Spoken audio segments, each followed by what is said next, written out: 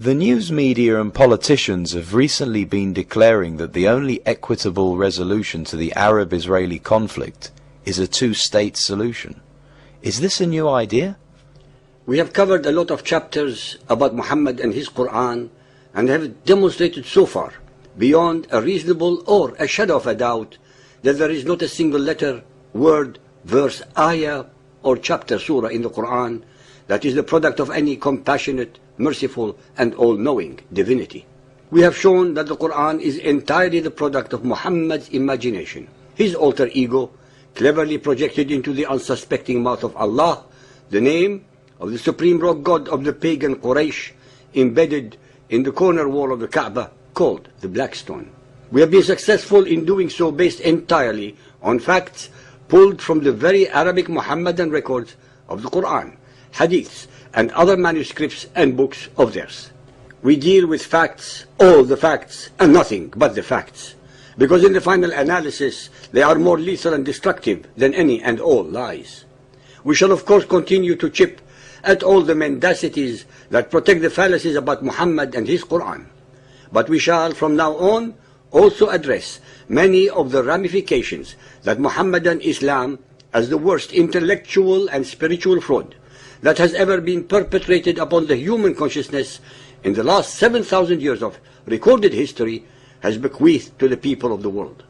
I must yet again remind you, our listeners, that not less than 99.999% of humanity are totally ignorant of the facts that we have so far revealed, and the new facts that we are going to demonstrate in a complementary series of chapters regarding the political legacies of Muhammadan Islam that have been and continue to plague humanity from Africa to America and from Asia to Europe.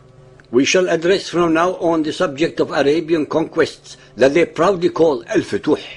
The Arabs and other Muhammadans have been flooding the news media all over the world with insults, admonitions, and alleged horrors of Western Christian imperialism, without once addressing the imperialism of the Arabs and the hordes of Muhammadan Islam, from Iraq to Uzbekistan, from modern Syria to Armenia and the Balkans, from Israel to Mauritania, and from the Sudan to France and Italy.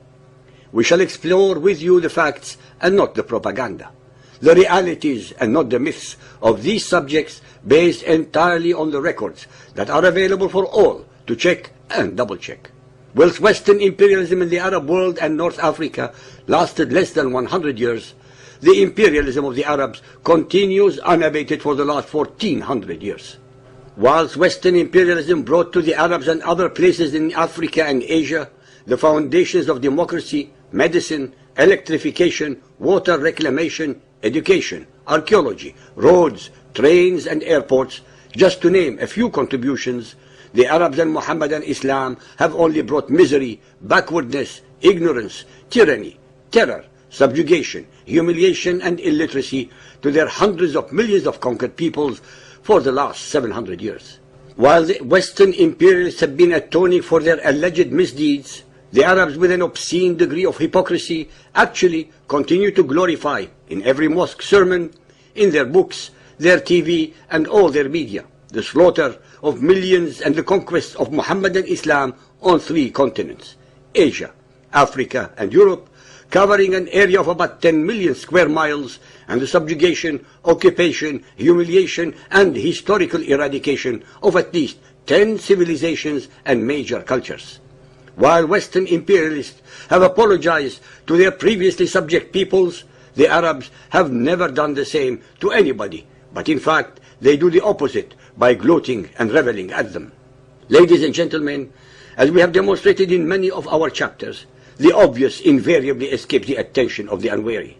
The people who inhabited North Africa were not Arabs, but Hamitic Africans. They were conquered by the Semitic Arabs and became Arabized after their conquest in the 7th and 8th centuries. Most of them were forced to lose their identity, their culture, their traditions and their religion by the extremism and terror of fundamentalist Muhammadan Islam.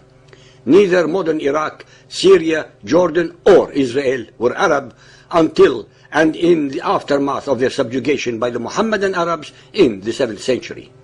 We have shown that Muhammadan Islam is a theocratic belief system that has no secular component. That fundamentalist Muhammadan Islam believes literally in every word in the Quran as having been revealed by Allah, allegedly God. Please listen carefully to the following Quranic verses that address the issue of the Israelites and their promised land. Al-Isra 17.104. And we said thereafter to the children of Israel, dwell securely in the land of promise. Al-A'raf 7.137. And we made the people considered weak and of no account, inheritors of lands in both east and west lands, whereupon we sent down our blessings. The fair promise of the Lord was fulfilled for the children of Israel because they had patience and constancy. Al-Rum 30.6. It is the promise of Allah, never does Allah depart from His promise. The verses recited earlier are from the very Quran that the followers of Muhammad assert is the words of Allah. If so, on what grounds, either theological or historical, do they claim the whole of the land of Israel only to the Arabs and nothing for the Jews? Does this mean that the all-knowing Allah broke His promise? Nowhere in the Quran, after all, is there a verse that abrogates or overturns the verses above, and hence on Muhammadan Muslim theological foundations alone, the land of Israel belongs to the Jews. Sometimes people make the most fundamental errors. When large numbers of people make mistakes, even monumental ones, it is almost impossible to challenge the resultant prevailing view. For example, it was once the conventional wisdom that the earth is flat. In earlier times, if anyone dared to claim that the earth was round, they would have been burnt on the stake. When, in the 16th century, Nicolaus Copernicus dared suggest that the sun was the center of the solar system and not the earth, he was regarded as a heretic. In today's language, any attempt to explain the Arab-Israeli conflict in terms other than Israel's illegal occupation of Palestinian land and or the denial of Palestinian national aspiration is often regarded like a declaration that the earth is flat and is the center of the universe. But what if this view is wrong? What if, in terms of understanding the Arab-Israeli conflict, we are living in pre-Copernican times? What if the Jewish state, that is considered to be the root of all evil in the Middle East, were instead actually the victim? In our chapter 142, Palestine and Palestinians, we ask several relevant questions to ascertain whether or not such an entity called Palestine and the people called Palestinians actually existed in history. Nowhere in the whole of the Quran, the Ahadith, or all of Arab history is the land of Palestine or the Palestinian people are mentioned, alluded to, or remarked upon.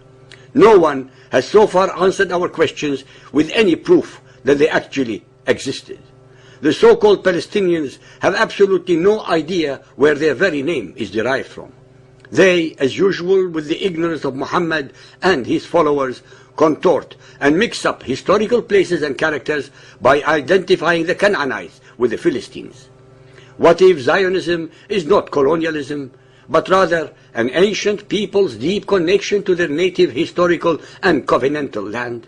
What if the real colonialism was and is in reality Arab imperialism and expansionism, which contest a Jewish state on even 1/500th of the area of lands conquered by the Arabs?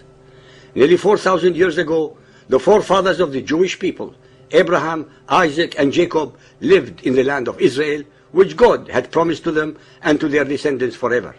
That promise was confirmed at Mount Sinai and was delivered upon by God through Joshua, after the death of Moses more than 3,300 years ago, when the Israelites entered the land after being liberated from Egyptian slavery and oppression. About 3,000 years ago, King David established Jerusalem as the capital city of the Promised Land. Nowhere in the whole of the Bible records is there mention of the land of Palestine nor of the Palestinian people. Neither are they mentioned in the Arabic language anywhere throughout the history of the Arabs until 40 years ago. The Jews lived in Judea in the land of Israel for 850 years until their subjugation and the enslavement and the deportation of many of them by the invading Babylonians in 586 BC. They returned in large numbers 70 years later after their liberation by the Persians and remained continuously in Judea for the next 700 years until the eviction of many of them by the Roman Empire in 135 AD.